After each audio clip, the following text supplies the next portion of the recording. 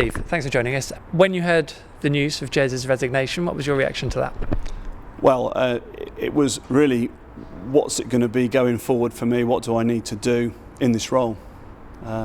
Very similar actually to the surprise when it happened last summer when David McNally left.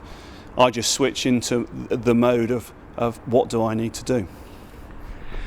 It's a tough question, but why do you think it didn't work with Jez? Do you know what? I don't honestly know the answer to that question. It looked like it would work from Jez's CV, past experience, etc. I understand the appointment.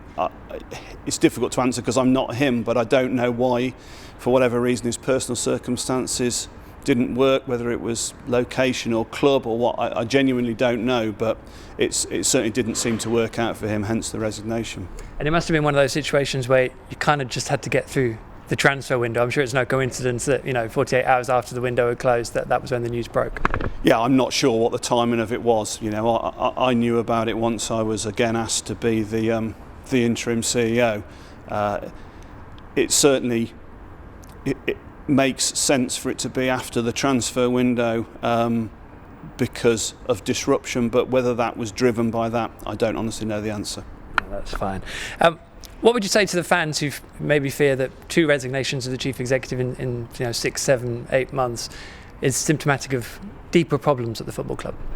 Yeah, I don't see that on a day-to-day basis when I'm here, but I totally understand why fans would think that. Look, it's not a normal situation for 2 chief execs to resign within a year. I don't think that maybe it has happened at other clubs, but it's not a usual thing. So I understand that.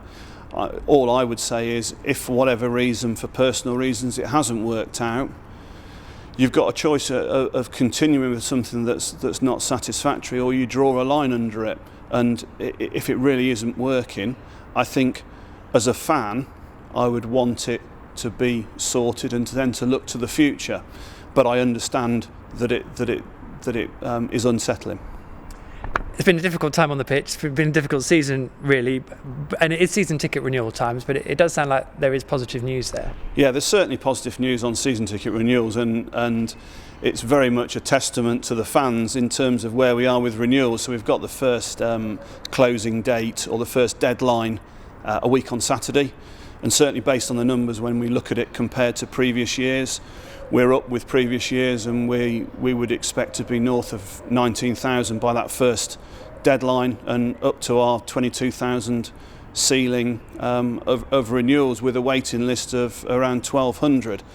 But there's an important point here, and that is that we, and certainly I'm never presumptuous that will happen, particularly this year amongst all years, because particularly when we launched the season ticket renewal, we weren't playing too well at all. We've improved over the last few games, but certainly it gives me great hope going forward for the future, that the fans are loyal and our fans want to come and watch us next season again. So you're in the post for the second time, interim-wise, in the space of a few months. What are you keen to do from here? I'm very keen to just keep things going on a day-to-day basis. The board are focused on looking at the strategy of the club going forward, and that's sooner rather than later. They've got a strategy day later this month to look at what the overall strategy for the club is, what that means for the structure of the club. And it's a bit like I said, I think in the summer a few times when I did this last time round, it's about maintaining the way we do things day to day and ensuring that the club continues to function. I think I did that in the summer, and that's my aim to do that again. I'm obviously only 24 hours into doing it this time. I've been briefing the staff, and a big aim for me is just to keep communicating with people. I think I'm pretty open in terms of talking to people, whether it be staff, whether it be fans, whether it be whoever, and I want that just to continue, because I think if you can tell people what's going on and what you know, that's half the battle.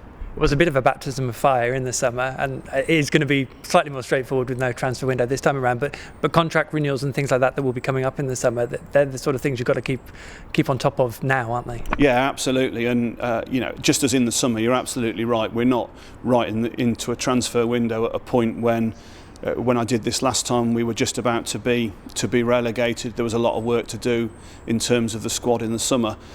We've got to look towards this summer, as you say. There are players out of contract. There are negotiations to be done.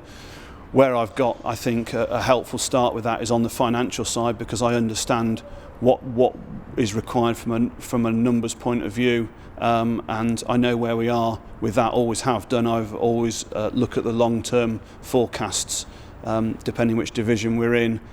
So I'm well placed to do that. And as you said, it isn't an instant thing, whereas it was in the summer. We can look towards that and do it in a more logical, structured way. And just finally, I know you wanted the job full-time in the summer. You seem quite assertive talking to us here today. I mean, would you feel like you'd want it permanently again? I mean, I'm always keen to do the best I can for the club. That's my first focus. It depends what the structure is, really, of what the job is. The job may be something different. I don't know, and I don't think anybody knows the answer to that question yet. All I focus on doing is doing the best I can for the club in the short term, and then see what happens. Steve, thank you very much. Right, thank no you. problem. Cheers. Thank you.